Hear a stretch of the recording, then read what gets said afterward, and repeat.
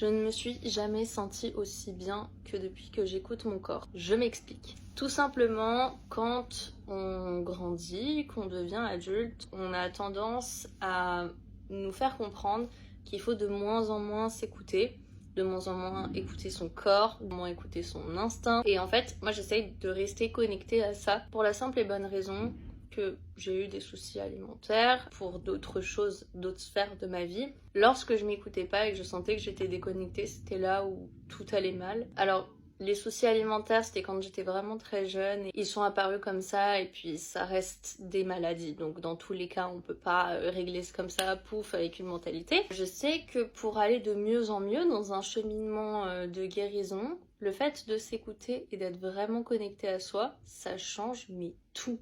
Ça n'a rien à voir.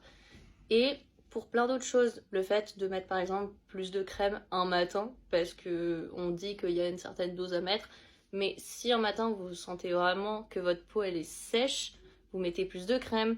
Si, je sais pas, vous devez boire 1,5 litre d'eau, vous buvez plus d'eau. Enfin, c'est des trucs tout bêtes. Notamment pour l'alimentation, ça marche vraiment très très bien. Pour aller quelque part, si vous sentez que vous avez pas forcément votre place à cet endroit-là, ce jour-là.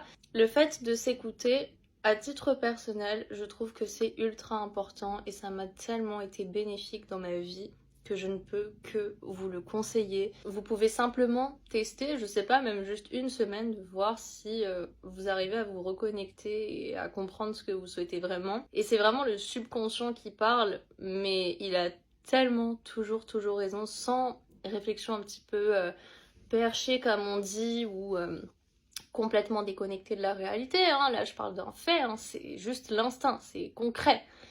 Et le fait de savoir ce qu'on souhaite réellement sans se forcer à faire quelque chose que l'on ne souhaite pas, sans se restreindre, notamment pour la bouffe, ou alors se forcer à terminer son assiette aussi, ça c'est encore autre chose.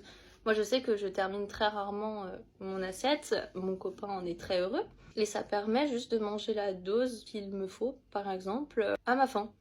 Je me donne aucune pression. Mais c'est pas aussi simple que ça, évidemment, hein, ça demande une écoute de son corps qui est énorme. Je ne suis pas diététicienne, donc je ne fais déjà de base aucune leçon de morale, hein. Là-dessus, c'est pas du tout ma manière de fonctionner. Simplement, juste si vous avez envie de tester, vraiment, juste si je peux faire part de mon expérience, mais allez-y, de vous reconnecter à vous. J'espère que ça sera bien compris, et puis gros bisous, et à la prochaine pour la prochaine vidéo.